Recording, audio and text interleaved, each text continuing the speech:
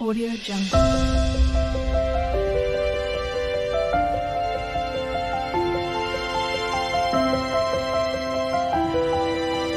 Audio Jungle.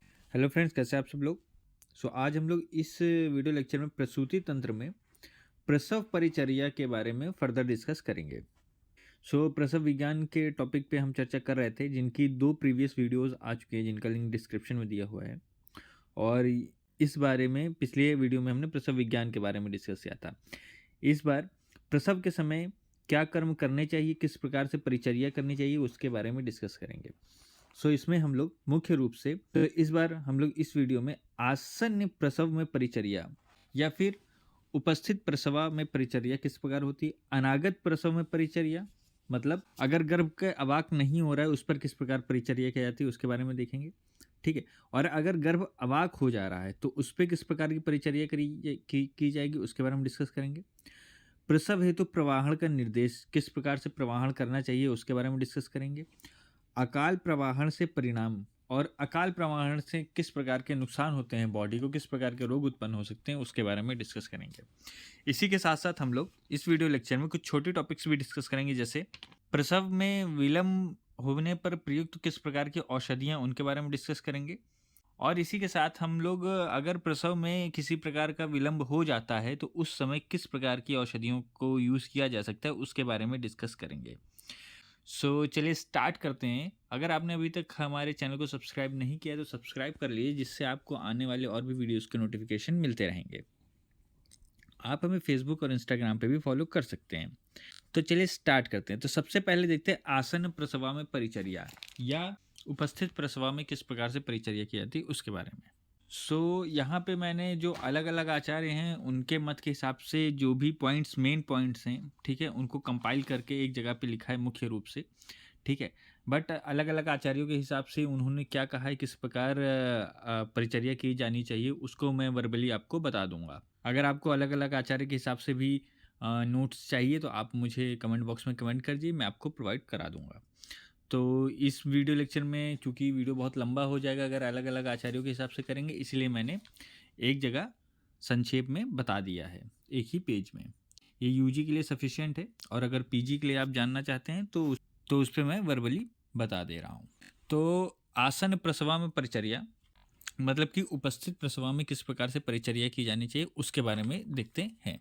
आचार्य चरक ने बताया है कि आवी मतलब प्रसव वेदनाओं के प्रादुर्भाव हो जाने पर भूमि में मृदु आस्तरण बिस्तर बिछा दें और उस पर वह स्त्री बैठ जाए। तत्पश्चात उसको मतलब सूतिकागार का जो निर्माण हुआ है उसमें और उत्तम गुणों वाली प्रजनन कुशल स्त्रियां चारों ओर से घेरकर हृदय को प्रिय लगने तथा सांत्वना देने वाले वचनों से आश्वासन देती हुई सेवा करें।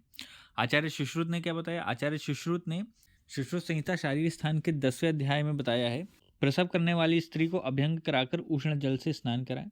ठीक है। तत्पश्चात मंगल कर्म एवं सस्ती वचन करके कुमारों से घिरी व पुमान फल हाथ में धारण करके आकंठ यवागु का पान कराएं। इसके पश्चात विस्तीर्ण एवं मृदु शयन पर तकिया लगाकर दोनों शक्तियों को मोड़कर उत्तान लेटाए एवं निशका वृद्धा प्रजनन कुशला कटे नख वाली 4 स्त्रियां उसकी सेवा करें। तो किस प्रकार लेटाना चाहिए? Supine position with flex thigh on soft bed having pillow. Acharya Vagbhata के अनुसार कौतुक मंगल कर्म करके हाथ में पुमान फल धारण की हुई अभ्यंग एवं उष्णोदक से स्नान की हुई उस उपस्थित गर्भा स्त्री को घृत युक्त यवागु का पान कराएं। उन्होंने भी यवागु का पान बताया। तत्पश्चात स्त्री को लाल वृषभ के चर्म आच्छादित मृदु भूमि पर घुटनों से मोड़कर उत्तान लेटा दें। आहत वस्त्र मतलब कि बिना फटे वस्त्र पहनी हुई अशंकनीय प्रिय दिखने वाली वृद्धा प्रजनन कार्य में कुशल प्रगल्भा कर्तित नख वाली स्त्रियां अच्छे मीठे प्रिय वचनों से सांत्वना देते हुए प्रसूता की सेवा करें। इसके पश्चात कुष्ठ, लांगली, वचा, चव्य, चिंत्रक, चिरबिल्व चूर्णों को बार बार गर्भिणी को सूंघने तथा बीच बीच में भुजपत्र, शीशम, सर्जरस, अन्य द्रव्यों का धूप सूंघाएं। पार्श्व, पीठ, कटी, शक्ति प्रदेश में सुकोष्ण तैल लगाकर सुखपूर्वक मलें और इस प्रकार गर्भ परिवर्तित मतलब नीचे की ओर सिर वाला हो जाता है। अगर आचार्य वाग्भट की बात करें तो उनके अनुसार गर्भवती स्त्री या गर्भोदक निकलने लगे तब प्रसवा होना जानकर कौतुक मंगल कर्म कराकर हाथ में पुल्लिंग फल लेकर अच्छी प्रकार से तैलभ्यंग और उष्ण जल से स्नान कराकर घृत युक्त पेय पिलाएं। उसके पश्चात स्त्री को कोमल भूमिशैया पर पैरों को मोड़कर उत्तान लेटाकर बाल बार तैलभ्यंग करते हुए नाभि के नीचे मलना चाहिए तथा जम्भाई लेना एवं चंक्रमण आदि कराना चाहिए। आचार्य काश्यप की बात की जाए तो उन्होंने वृद्धा प्रसव कुशल स्त्री द्वारा गर्भिणी को सांत्वना आश्वासन देने तथा मंगल कर्म का विस्तृत वर्णन किया है। उन्होंने बताया है कि प्रसव होने वाला है, ऐसे लक्षणों को देखकर कुशल एवं स्नान से शुद्ध हुई स्त्रियां ब्राह्मणों से स्वस्थ वाचन कराकर प्रवेश करें। ये प्रिय बोलने वाली स्त्री धर्म और अर्थ के लिए प्रजापति को प्रेरित करते हुए गर्भिणी को सांत्वना दे, हर्षित करे, आश्वासन दे और संसार में पुत्रवती स्त्री के विविध सुखों तथा निपुत्री के दुखों का वर्णन एवं अदिति, कश्यप, देव, इंद्राणी, इंद्र, अश्विनी कुमार तथा अन्य आयुष्मान एवं पुत्रवान मंगलकारी देवताओं का कीर्तन करें। प्रसव की इच्छा वाली स्त्री को चाहिए कि वह प्रसन्न मन वाली लज्जा से रहित वृद्ध स्त्रियां तथा धन से युक्त बैठी हुई बार बार प्रसव का प्रयत्न करें। अन्यत्र प्रसव काल में मांस रस प्रयोग हितकारी होता। आचार्य भेल ने भी वर्णन किया है। उन्होंने बताया है कि अनागत गर्भ वेदना वाली स्त्री का आवाहन ना करें, मतलब आघात ना करें। जब कुछ ही अवभ्रष्ट हो जाए, हृदय से गर्भ विमुक्त हो जाए तथा योनि से स्त्राव होने लगे तो उपकार करने वाली 4 सखियां प्रतिदिन उसके पास बैठें। इसके साथ ही आचार्य भावमिश्र की बात की जाए तो उन्होंने भी अन्य आचार्यों के सदृश ही अभ्यंग एवं स्नान की हुई स्त्रियों को यवागो पिलाकर मृदु तकिया से युक्त बिस्तर पर अभुग्न सख्ती एवं उत्तान शयन करके प्रजनन कुशल स्त्रियों द्वारा अपत्य मार्ग का तैल से चारों तरफ और अभ्यंग आदि परिचर्या का विधान बताया। सो ये हो गया अलग अलग तरह के अलग अलग आचार्यों के मत से। ठीक है। सो अगर इसका संदर्भ बता दूं तो आचार्य चरक ने चरक संहिता शारीरिक स्थान के 8वें अध्याय के 37वें श्लोक में प्रसव परिचर्या में आसन प्रसवा या उपस्थित प्रसवा की परिचर्या का वर्णन किया है। आचार्य सुश्रुत ने सुश्रुत संहिता शारीरिक स्थान के 10वें अध्याय के 10वें श्लोक में, अष्टांग संग्रह शारीरिक स्थान के 3रे अध्याय के 18वें से 20वें श्लोक के अंतर्गत इसका वर्णन है। अष्टांग हृदय में पहले अध्याय के 77वें एवं 79वें श्लोक तक इसका वर्णन किया गया। काश्यप संहिता शारीरिक स्थान के 5वें अध्याय में इसका वर्णन किया गया है तथा काश्यप संहिता के खिल स्थान में 24वें अध्याय में भी इसका वर्णन मिलता है। मांस रस के प्रयोग के बारे में उन्होंने खिल स्थान के 24वें अध्याय में बताया है। आचार्य भावमिश्र ने भाव प्रकाश पूर्व खंड के 3रे अध्याय में 344वें श्लोक से इसका वर्णन किया है। ठीक है। सो ये हो गया संदर्भ। सो इन सभी आचार्यों को अगर सबका विमर्श देखा जाए तो उसको एक जगह मैंने कंपाइल करके बताया है। तो ये पॉइंट से कुछ देख सकते हैं आप। सबसे पहले अभ्यंग और उष्णोदक से स्नान, मंगल कर्म और स्वस्तिवाचन पुमान फल को हाथ में धारण करना चाहिए। पुन्नाम ही है तो पुन्नाम फल हाथ में धारण करें। उसके पश्चात यवागु या घृत युक्त पेय पान मृदु बिस्तर पर अथवा भूमि पर मृदु बिस्तर लगाकर अथवा लाल वृषभ चर्म आच्छादित भूमि पर शयन करना चाहिए। शयन स्थिति उत्थान मतलब पीठ के बल पैरों को मोड़कर लिथोटॉमी पोजीशन पे करनी चाहिए। प्रजनन कुशल स्त्री द्वारा आश्वासन और स्त्री की सेवा करनी चाहिए। कुष्ठ, लांगली, वचा, चव, चित्रक, चिर, बिल्व, चूर्ण का सुहाना होना चाहिए। भुर्जपत्र, शीशम, सर्जरस इत्यादि के धूम को सुंघाना चाहिए।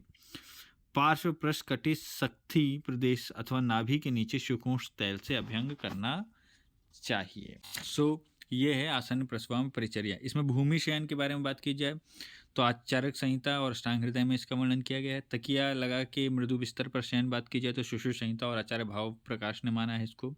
आकंठ यवागु पान का वर्णन सुश्रुत संहिता में हुआ है। घृत युक्त यवागु पान का वर्णन अष्टांग संग्रह और आचार्य भाव प्रकाश ने किया है। घृत युक्त पेय पान का वर्णन देखा जाए तो अष्टांग हृदय में बताया गया है। मांस रस सेवन की बात की जाए तो काश्यप संहिता में इसका वर्णन है। और अभ्यंग एवं उष्णोदक से परिषेक की बात की जाए तो आचार्य सुश्रुत, अष्टांग संग्रह, अष्टांग हृदय एवं आचार्य भाव प्रकाश ने भी इस बात को माना है। सो यहाँ हो गया आसन प्रसवा में परिचर्या। ठीक, आई होप आपको समझ में आया होगा। आचार्यों ने जो बताया है विभिन्न वो मैंने वर्बली बताया है। अगर आपको इसमें कन्फ्यूजन हो रहा है और आप आपको लंबा लग रहा है तो आप ये जो है ये संक्षेप में याद कर लीजिए। ये यूजी लेवल पे जो एकेडमिक एग्ज़ाम्स होते हैं उसके लिए आपका ये सफिशिएंट है। फिर इसके बाद देखते हैं गर्भ के अवाक न होने पर परिचर्या या फिर अनागत प्रसव या गर्भ के अवाक न होने पर किस प्रकार से कर्तव्य करना चाहिए उसके बारे में डिस्कस करते हैं। अगर आचार्य चरक की बात की जाए तो आचार्य चरक ने चरक संहिता शारीर स्थान के 8वें अध्याय के 38वें श्लोक में इसका वर्णन किया है। उन्होंने बताया है कि प्रसवकालीन वेदनाओं के बार बार होने से कष्ट पाते हुए गर्भिणी का प्रसव ना हो तो उसे कहें कि उठो, कोई एक मूसल ले लो, उसे धान्य से भरे उखल में चोट मारो अर्थात धान कूटो, बार बार जम्हाई लो, बार बार इधर उधर बीच बीच में चलते रहो, इससे प्रसव हो जाएगा। और ऐसा अन्य आचार्य कहते हैं, परंतु भगवान आत्रेय ने कहा है कि यह उचित नहीं है क्योंकि गर्भिणी को कठोर व्यायाम सर्वदा वर्जित है। ठीक है। विशेषकर प्रजनन काल में सभी दोष एवं धातुओं के प्रचलित होने के कारण सुकुमारी नारी में मूसल के व्यायाम से प्रकुपित वायु अवकाशों में जाकर प्राणों की हिंसा कर देती है। ठीक है। विशेषकर प्रसव काल में गर्भिणी की चिकित्सा करना अत्यंत कठिन होता है, इसलिए मूसल चलाने को छोड़कर गर्भिणी को जम्हाई लेना और इधर उधर चलना आदि कर्म का पालन करना चाहिए, ऐसा ऋषियों का मत है। यदि जम्हाई लेने एवं चक्रवण से भी प्रसव न हुआ तो कुष्ठ, ऐला, लांगली, वचा, चित्रक, चिरबिल एवं चव के चूर्ण को सूंघने के लिए दे तथा भोजपत्र और शीशम के पत्र में धूम को सूंघावे।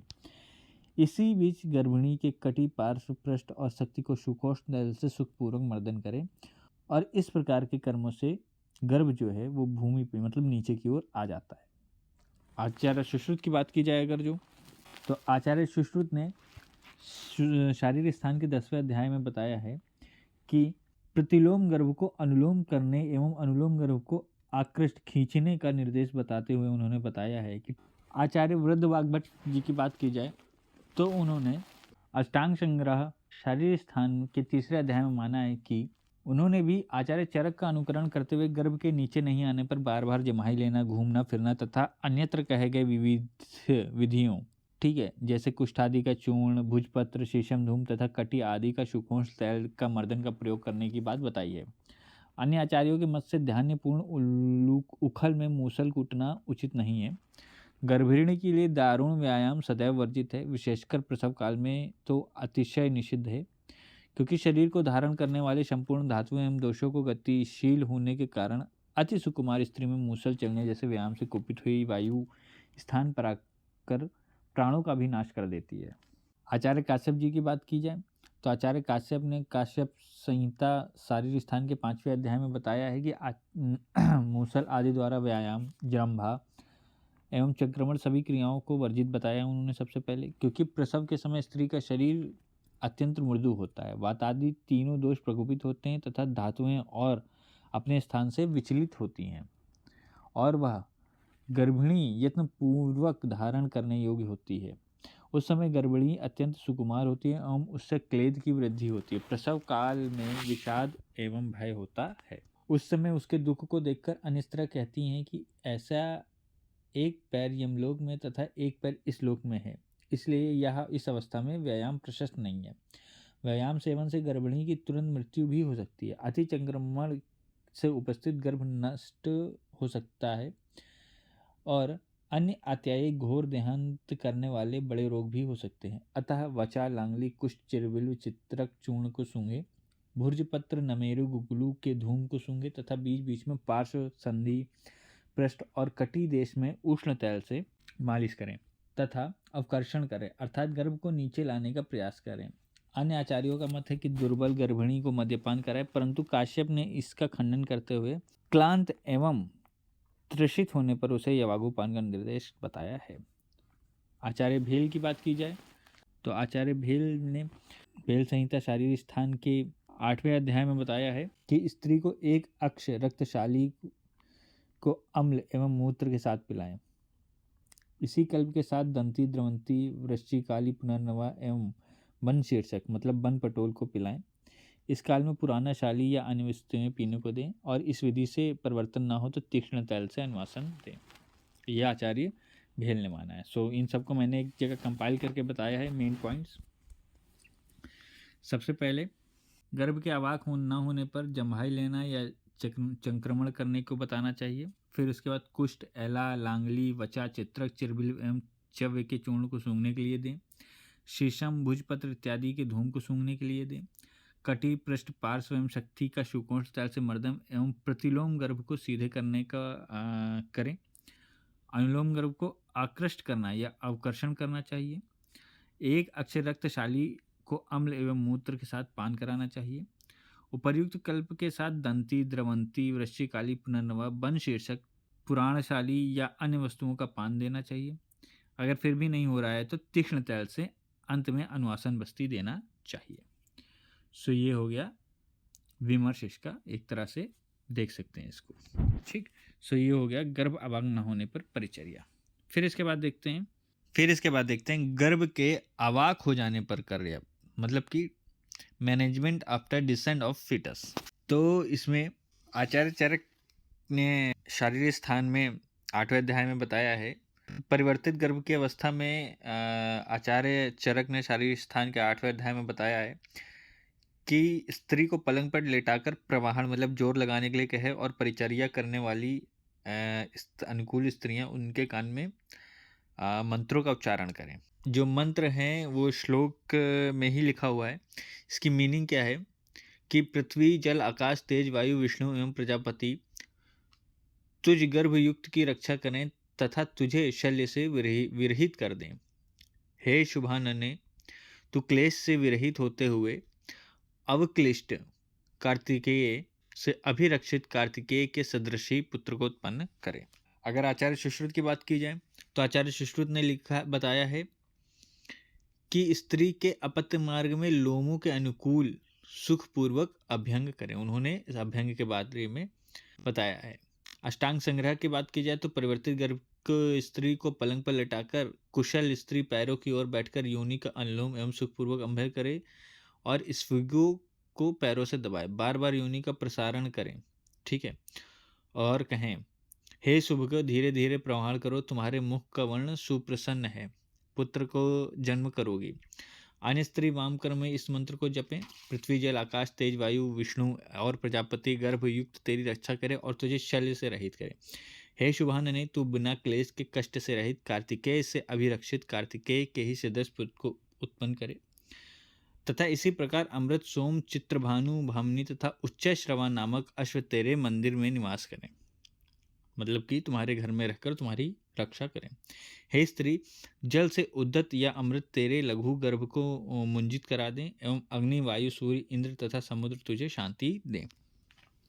तो ये भी जो है अष्टांग संग्रह के शारीर स्थान के 3रे अध्याय के 24वें से 29 श्लोक के बीच में मंत्र बताया गया है। अष्टांग हृदय कारण ने लिखा है कि स्त्री को पलंग पर लेटाकर गर्भ के संपीर्ण होने पर इसकी योनि का प्रसारण करें, ठीक है। आचार्य काश्यप की बात की जाए तो आचार्य काश्यप ने बताया है कि अब इसे प्रसव होगा ऐसा जानकर प्रवार मतलब चद्दर तथा उपधान तकिया युक्त पलंग पर लेटा दे। तो आचार्य सुश्रुत ने 10वें अध्याय में अवाक हो जाने पर परिचर्या का वर्णन किया है। अष्टांग संग्रह के बारे में बताया गया 3रे अध्याय के 24वें से 29 श्लोक तक। अष्टांग हृदय में पहले अध्याय के 80 और 81वें श्लोक में इसका वर्णन है और काश्यप संहिता शारीरिक स्थान के 5वें अध्याय में इस परिचर्या का वर्णन किया गया है। तो इसमें बताया गया है, आचार्य वाग्भट ने बताया है मुख्य रूप से कि जब परिवर्तित हो जाए तो स्त्री को पलंग पर लेटाकर प्रजनन कार्य कुशल स्त्रियां उसके पैर की तरफ उसकी योनि का अनुलोम विधि से सुखपूर्वक अभ्यंग करें तथा अपने पैरों से स्पिक को दबाएं तथा बार बार योनि मुख का प्रसारण करें, ठीक है। ये मतलब कि सबसे ज़्यादा मेरे समझ में एक्सेप्टेड है, ठीक है, समझ में भी आती है, थोड़ा कॉन्सेप्ट भी इसमें समझ में आता है, इसी वजह से मैंने इसको लिखा है। फिर इसके बाद देखते हैं प्रसव हेतु प्रवाहन का निर्देश। तो आचार्य चरक ने शारीर स्थान के 8वें अध्याय में बताया है कि गुणयुक्त प्रजनन कुशल स्त्रियां गर्भिणी को शिक्षा दें। यदि आवी प्रादुर्भाव ना हो तो स्वयं प्रवाहन नहीं करें, क्योंकि आवी के बिना प्रवाहन करने पर प्रवाहन कर्म व्यर्थ हो जाता है तथा उसकी संतान विकृत होती है। वह गर्भिणी श्वास काश प्लीहा रोग से पीड़ित हो जाती है। तो इसमें प्रवाहन का निर्देश और अकाल प्रवाहन करने पे जो परिणाम होता है उसके बारे में भी बताया गया है, ठीक है, उन्होंने आचार्य चरक ने इसके बारे में उपमा भी दी है कि जिस प्रकार छींक, उद्गार, वात, मूत्र, मल के वेग के प्रवृत्त न होने पर उनकी चेष्टा करें तब भी नहीं आता या फिर कठिनता से आता है, उसी प्रकार प्रसव वेदना के पूर्व प्रवाहन करने पर गर्भ बाहर नहीं आता अथवा बहुत कष्ट से आता है। जिस प्रकार छींक आदि के प्रवृत्त वेग को रोकना हानिकारक होता है, उसी प्रकार बार बार प्रसव वेदना के उत्पन्न होते हुए गर्भ को निकालने हेतु प्रवाहन न किया जाए तो गर्भ का उपघात भी होता है। अतः वे स्त्रियां गर्भिणी से कहें कि निर्देश के अनुसार प्रवाहन करो, पहले धीरे धीरे प्रवाहन करें, तदंतर बलपूर्वक प्रवाहन करो। गर्भिणी को प्रवाहन करते समय स्त्रियां इन वचनों को कहे, उत्पन्न हुआ, धन्य हो, पुत्र उत्पन्न हुआ। गर्भिणी इन वचनों को सुनकर प्रसन्न हो जाती है और उसके प्राण पुष्ट हो जाते हैं। आचार्य सुश्रुत की बात की जाए तो उन्होंने शारीरिक स्थान के 11वें श्लोक में बताया है कि परिचर्या करती हुई 4 स्त्रियां में से एक स्त्री उससे कहे कि हे सुभग प्रवाहन करो, परंतु आवी न होने पर प्रवाहन न करो। गर्भ नाड़ी प्रबंध से मुक्त हो जाने पर तथा श्रोणी, वंशल, बस्ती, सिर में वेदना होने पर प्रथम धीरे धीरे प्रवाहन करो। गर्भ निकलने पर जोर से प्रवाहन करो तथा गर्भ के योनि सुख में आ जाने पर गर्भ निर्गमन होने विशाल भाव तक अति तीव्र प्रवाहन करो। टीकाकार डल्हर ने गर्भ के साथ आपरा निकलने तक तीव्र प्रवाहन का निर्देश दिया है। अकाल प्रवाहन करने से बधिर, मूक, कुब्ज, व्यस्त, हनु, मूर्धाभिघाती, काश, श्वास और शो से पीड़ित तथा विकृत आकृति वाली संतान उत्पन्न होती है। ठीक है, अष्टांग संग्रहकार ने भी लिखा है कि अन्य स्त्री शिक्षा दे कि वेदना न होने पर प्रवाहन मत करो, क्योंकि असमय में प्रवाहन अनुपस्थित मल मूत्र आदि के वेगों से प्रवृत्त करने के प्रयत्न के सदृश ही अनर्थकारी एवं अहितकारक है तथा गर्भ को श्वास, काश, शोष तथा कुब्जता आदि उत्पन्न करने वाला होता है एवं इनके धारण सदृश ही वेदना की उपस्थिति में प्रवाहन न करना हानिकारक होता है। तत्पश्चात यथोक्त विधि से पहले धीरे धीरे प्रवाहन करना चाहिए। गर्भ के बाहर निकलने पर कुछ तीव्र प्रवाहन करना चाहिए एवं योनि मुख को प्राप्त हो जाने पर प्रसव पूर्ण होने तक अति तीव्र प्रवाहन करना चाहिए। उस प्रवाहन करते हुए स्त्री के पास अन्य स्त्रियां ये शब्द कहें कि प्रसव हो गया, धन्य हो, पुत्र उत्पन्न हुआ। इससे हर्ष के कारण प्राणों को बल पहुंचता है। अगर अष्टांग हृदय की बात की जाए तो उन्होंने भी संक्षेप में लिखा है कि प्रारंभ में धीरे धीरे तत्पश्चात प्रसव पूर्ण होने तक जोर से प्रवाहन करें। उसको पुत्र जन्म के शब्द तथा जल एवं वायु से बार बार प्रसन्न करें, मतलब कि जल की छींटे देके और हवा देते हुए। इससे प्रसव के क्लेश से थके हुए प्राण लौट आते हैं। टीकाकार अरुण दत्त ने स्पष्टीकरण में अष्टांग संग्रहोक्त वर्णन को ही शनय शनय से प्रसवादिति तक तथा अकाल प्रवाहन से होने वाले गर्भभूत द्रव को एवं अग्रिम पृष्ठ एवं छित्र जलम आदि मंत्र उद्धृत किया है। महर्षि भेल की बात की जाए तो अष्टांग संग्रह में अगर बात की जाए, महर्षि भेल ने 8वें अध्याय में बताया है शारीरिक स्थान के कि पहले धीरे धीरे बाद में जोर से प्रवाहन करें, वेदना न होने पर प्रवाहन ना करें और बिना वेदना के प्रवाहन करने से स्वयं एवं पुत्र दोनों का विकार हो जाता है। आचार्य भावमिश्र ने भी महर्षि सुश्रुत सदृश ही प्रवाहन निर्देश दिया है कि पहले धीरे धीरे बाद में जोर से एवं गर्भ के योनि द्वार में आ जाने पर अत्यधिक जोर से आपरा निकालने तक का प्रवाहन करे। अकाल में स्त्री प्रवाहन न करे, क्योंकि अकाल प्रवाहन से मूक, बधिर, कुब्ज, श्वास, काश से पीड़ित एवं स्त्रत हनु बालक जन्म होता है। मतलब कि सभी आचार्यों का ये मत है कि प्रवाहन जब हो तभी करना चाहिए, जब पेन हो तभी करना चाहिए। ठीक है, और जब पहले धीरे धीरे स्टार्ट करें और जैसे ही जो गर्भ है वो योनि मुख में आ जाए या योनि मार्ग के द्वारा निकलने ही वाला हो, उस वक्त सबसे ज़्यादा बल लगा करके पुश करना चाहिए। ठीक है, प्रवाहन को रोकना नहीं चाहिए, जिससे ऐसा करने से विभिन्न प्रकार की जो व्याधियाँ हैं वो उत्पन्न हो सकती हैं। सो ये हो गया प्रसव हेतु प्रवाहन का निर्देश। फिर इसके बाद देखते हैं गर्भसंग प्रसव में विलंब होने पर किस प्रकार की औषधियों का प्रयोग करना चाहिए। तो आचार्य सुश्रुत तथा वाग्भट ने गर्भसंग की चिकित्सा का तो वर्णन किया है, परंतु गर्भसंग के जो विशिष्ट लक्षण हैं उनका वर्णन नहीं किया है। गर्भसंग का जो अर्थ होता है बेसिकली ये होता है कि गर्भ का चिपक जाना या फिर प्रसव के लिए होने वाली गति में जो रुकावट होती है उसका एक ही स्थान में स्थित हो जाना। ठीक है, यो रत्नाकर तथा आचार्य भावमिश्र ने गर्भसंग शब्द को देकर प्रसव में विलंब होने पर की विशिष्ट चिकित्सा का निर्देश दिया है, जिस चिकित्सा का उद्देश्य भी प्रसव को शीघ्रता से पूर्ण कराना ही है। चूंकि दोनों ही स्थितियों में कोई विशिष्ट भेद नहीं है, अतः इसका एक साथ ही वर्णन कर दिया गया है। तो अगर उसकी बात तो चिकित्सा किस प्रकार करनी चाहिए, तो बाह्य में अगर देखा जाए, बाह्य प्रयुक्त औषधियों के अंतर्गत अगर देखा जाए तो बाह्य में योनि में धूपन अथवा लेपन करना चाहिए। ठीक है, तो गर्भ संघ में योनि का कृष्ण सर्प केचुल अथवा पीड़ितक से धूपन करना चाहिए। पोतकी मूल कल को तिल के साथ मिलाकर योनि के अंदर लेप करने से स्त्री सुखपूर्वक प्रसव करती है। अगर औषधि धारण या अन्य अंगों में लेप की बात की जाए तो हिरण्य पुष्पी के मूल को हाथ और पैर में बांधें तथा सुवर्चला अथवा विशल्या का धारण करें, इससे शीघ्र ही प्रसव होता है। इच्छू या ताल वृक्ष की उत्तर दिशा की ओर के मूल को स्वशरीर प्रमाण के सूत्र में बांधकर कमर में बांधने से शीघ्र ही सुखपूर्वक प्रसव हो जाता है। प्रत्येक पुष्पा पारिभद्र अथवा काकजंघा के मूल को कटी में बांधने से स्त्री को शीघ्र ही सुखपूर्वक प्रसव हो जाता है। कृष्णा तथा वचा को जल में पीस एरंड तैल के साथ मिला नाभि में लेप करने से अनेक कष्टों से पीड़ित स्त्री भी सुखपूर्वक प्रसव करती है। इसी के साथ ही सूतिका ग्रह का जो स्थापन है वो भी करना चाहिए। मंत्र चिकित्सा का भी उल्लेख किया गया है। इसी के साथ अगर अभ्यंतर प्रयोग की बात की जाए तो मातुलुंग मूल तथा मधुक घृत के साथ पीने से स्त्री सुखपूर्वक प्रसव करती है। सो ये हो गया डिलेड लेबर के वक्त कौन सी आयुर्वेदिक चिकित्सा करनी चाहिए उसके बारे में। सो आई होप आपको ये समझ में आया होगा। अगर नहीं समझ में आया तो वीडियो को 1 से 2 बार जरूर देखें। मैंने सभी आचार्यों के मत से, डिफरेंट आचार्यों के मत से मैंने बताने की कोशिश की है और उनका एक जो विमर्श है या फिर एक कंपाइल वर्जन है संक्षेप में वो लिख दिया है। ठीक है, सो अगर आपको समझ में आया हो तो वीडियो को लाइक करें, चैनल को सब्सक्राइब करें एंड ये वीडियो भी यहीं पे ख़त्म होता है। आप हमें फेसबुक और इंस्टाग्राम पे भी फॉलो कर सकते हैं। वीडियो को ज़्यादा से ज़्यादा लोगों में शेयर करें and thank you so much for watching.